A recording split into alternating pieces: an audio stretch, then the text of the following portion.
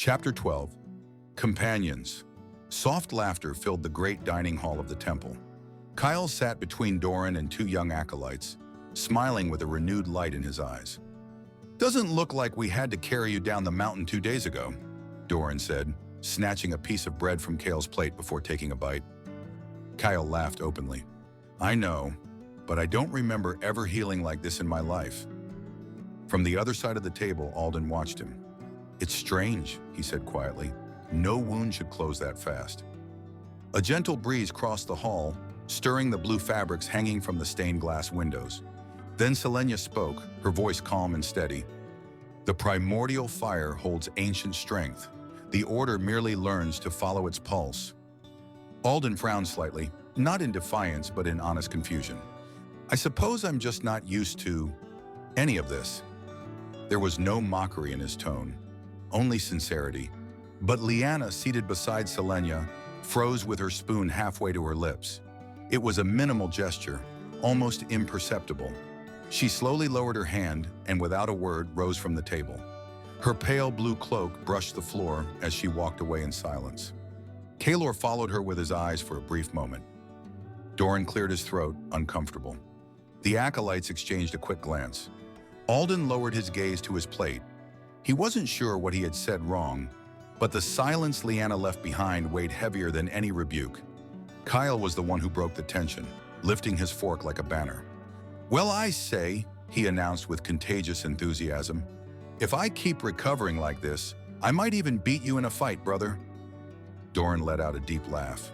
Kaelor finally smiled, and little by little the table began to breathe again. Not long after, the sun bathed the temple's inner garden in golden light. Stone walls were covered in silver vines and soft-colored flowers. At the center, Alden and Kael faced each other in combat, this time not with wooden swords. Alden wielded his father's short sword in his left hand, and Aeryndor, the Sword of Dawn, in his right. His body moved with a new, almost unsettling fluidity. Each strike seemed driven by something awakening within him. Kael blocked, retreated, advanced again, but a shadow of confusion grew in his gaze. His friend moved too fast, too precisely, as though the steel obeyed a rhythm Kael could not hear. From a corner of the garden, the wolf watched in silence, unmoving, her eyes fixed on Alden. Her calm stare seemed to perceive something far deeper than the clash of blades. A few steps away, Kaelor observed the exchange with crossed arms and a faint smile. He recognized elements of his own training: foot placement, disciplined turns, the correct tension in the shoulder. But there was something else, something that did not come from his teachings. "They're not doing badly, are they?" Doran commented beside him, crossing his arms. "They'll be great warriors." Kaelor smiled faintly. "I only hope they become more than that." Doran clicked his tongue. "I'm glad I met them, my friend. But perhaps it's time I returned to my simple life. Prophecies were never my calling." "You could come with us," Kaelor replied without taking his eyes off the fight. "One more won't get in the way, and you'd be useful." Doran gave a short laugh. "On a crusade of magical swords. You know I prefer taverns to temples." Kaelor glanced at him sideways. "I also know you have honor and loyalty. Not everyone can say that." The half-dwarf frowned, clearly not expecting the seriousness of the remark. Kaelor gestured toward the two young men. "And I'll need help looking after those two."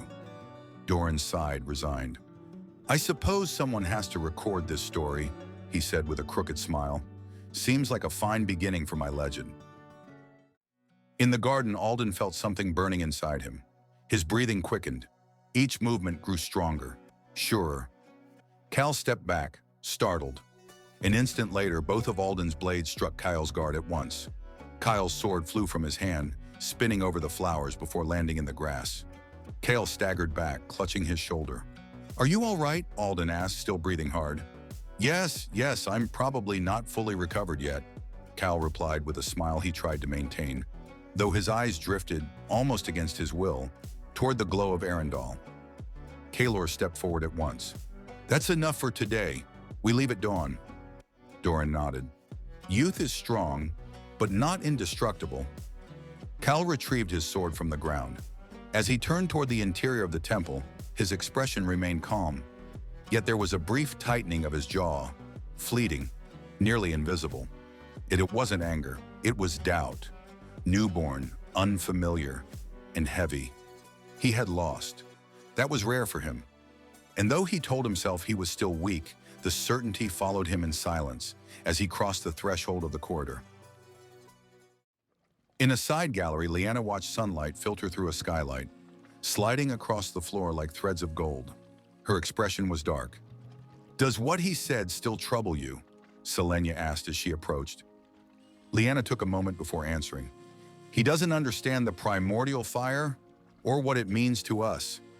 I feel like he sees none of what burns around him." Selenia remained silent for a few seconds. The sword slept for centuries in the fountain of all paths. No one outside an oracle awakened its light, until now. She lowered her voice slightly. "His bond with the fire is real, even if he doesn't yet understand it. That is why he will need someone to guide him." Lyanna looked at her, unsettled. "Are you suggesting I should go with him? I'm not the best among the Order." The Selenia regarded her with a calm authority that demanded respect. "The fire chose you, Lyanna. I knew it the day I found you. Your eyes..." The skylight's glow fell across her face, making the green of her pupils shimmer. "Are the mark of the ancient blood that runs through your veins, the legacy of the Fae of old." Lyanna lowered her gaze, a knot forming in her chest. "You can't ask that of me." "I am not the one asking," Selenia replied gently, yet firmly. "It is the purpose of the fire." She paused. "One day, that boy will need someone to remind him who he is." Lyanna remained still, breathing slowly, her expression that of someone who has just heard destiny speak her name. That night, Alden stood alone in one of the temple's inner halls. The walls were covered with ancient frescoes depicting forgotten myths. Men wreathed in fire, stone dragons, sunken kingdoms, and among them, a solitary figure, an ancient hero raising a sword strikingly similar to Aeryndor against the colossal shadow of a winged dragon. The dim lamplight made the colors tremble, as if the scene still breathed. Alden held Aeryndor with both hands, the blade resting upon the sacred floor. The wolf lay beside him, muzzle between her paws, breathing calmly. Kael entered quietly. "You look troubled." Alden nodded without lifting his gaze. "I heard the prophecy when I took the sword." He drew a deep breath. "It says the bearer of the mark carries Galathor's blood, and that this blood can strengthen the shadows." A pause, almost a whisper.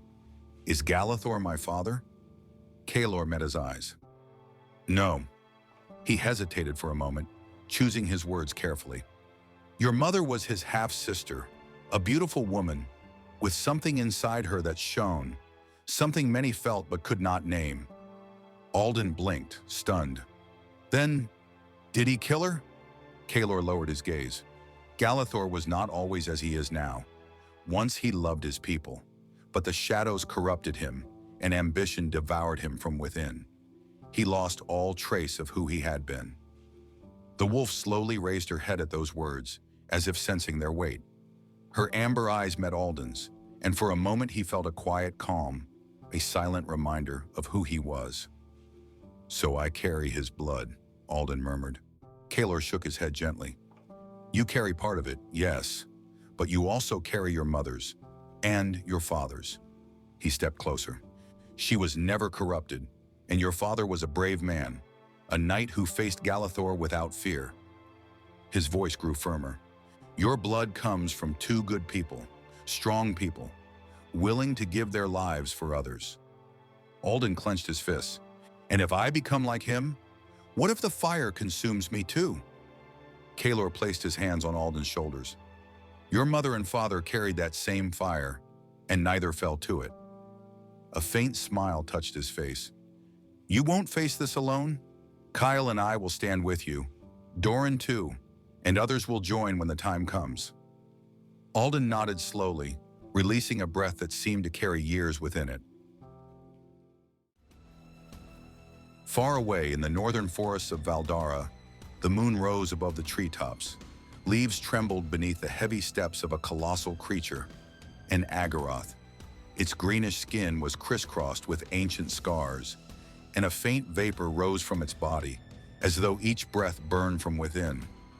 Under the moonlight, powerful muscles shifted beneath its hide. From the shadows, a group of elves followed with drawn bows. The first arrows struck its flank but barely slowed it. The monster roared and charged. Then from the height of a tree, a figure leapt down with feline grace. An elf woman with braided blonde hair and blue eyes landed before the beast, wielding two crescent-shaped curved blades. Her expression was calm, almost cold. The creature lunged, but she slid beneath its legs, severing its tendons with precise cuts. The Agaroth crashed to the ground.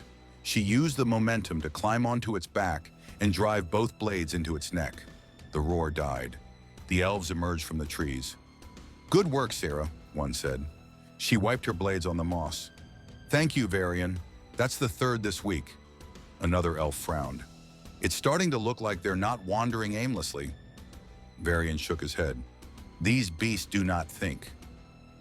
"Then someone is guiding them," the other replied grimly. Silence spread among them. Serah lifted her gaze toward the north, where mist swallowed the horizon.